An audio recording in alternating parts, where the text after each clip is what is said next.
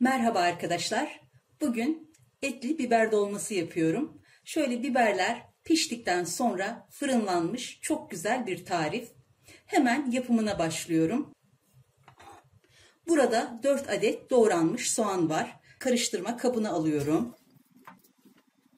Soğanın üzerine 1 tatlı kaşığı kaya tuzu ekleyip soğanları iyice elimle bir yoğuruyorum. Eğer soğanlarınızı robottan geçirir veya rendelerseniz bu işlemi yapmanıza gerek yok. Bu şekilde soğanın diriliğini biraz öldürmüş oluyorum.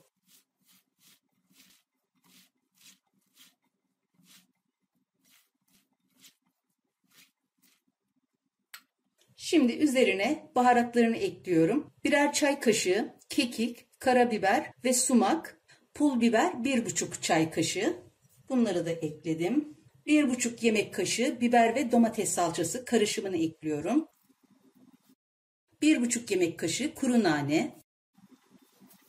Tekrar iyice karıştırıyorum.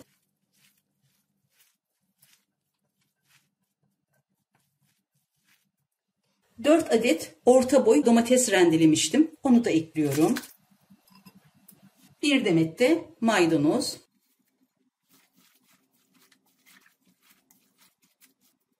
Yarım kilogram yağlı kıymam vardı. Onu da ekliyorum.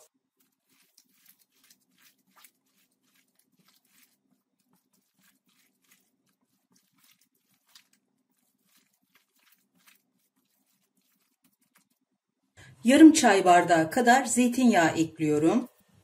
En son üzerine yıkayıp süzdüğüm 2 su bardağı pirinç ekliyorum. Bardak ölçüsü 200 mililitre. Harcımı yoğurarak iyice karıştırıyorum. Pirinçleri kırmamaya dikkat ediyorum.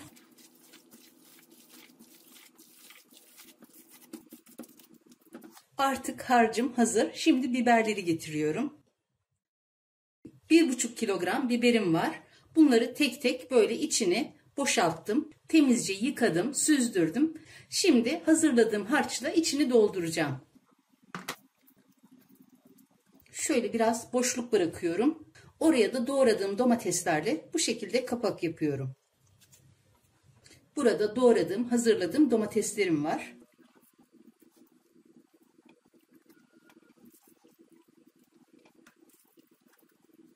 Tüm biberlerimi bu şekilde hazırlıyorum.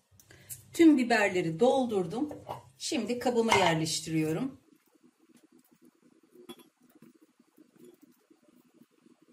Yüksek olanları orta kısma denk getirmeye çalışıyorum.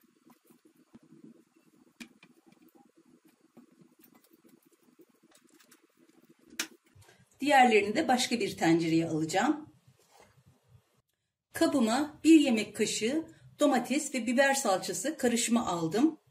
Yarım çay bardağı zeytinyağı ekliyorum.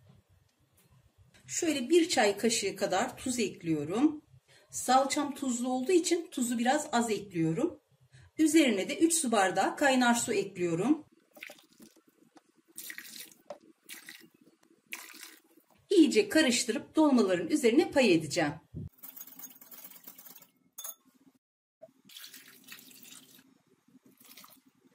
Artık dolmalarımı ocağa alıyorum. Dolmalarımı ocağa aldım ve harlı ateşte kaynamaya bırakıyorum. Kaynayıncaya kadar harlı ateşte, kaynadıktan sonra kısık ateşe alacağım. Kaynamaya başladı. Hemen ocağı kısıyorum. Yaklaşık yarım saat kadar bu şekilde pişiriyorum.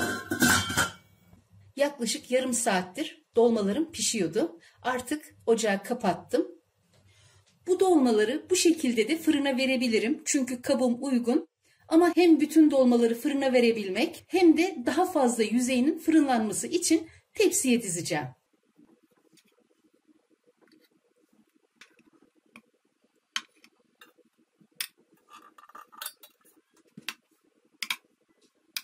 Hepsini bu şekilde tepsime diziyorum.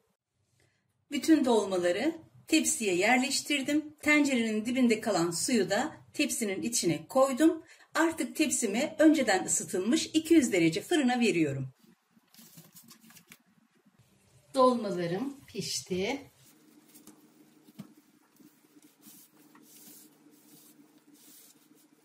Biraz soğusun, servis tabağına alacağım. Yaklaşık yarım saat fırında tuttum. Üzeri kızarınca hemen çıkardım. Sizler de kendi fırınınızda yine gözlemleyerek üzeri kızarınca hemen çıkarabilirsiniz. Gerçekten çok harika oldu.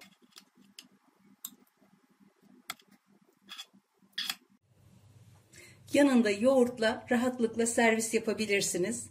Mutlaka yapın ve deneyin derim. Yapacak ve deneyecek olan herkese kolay gelsin, afiyet, şifa olsun.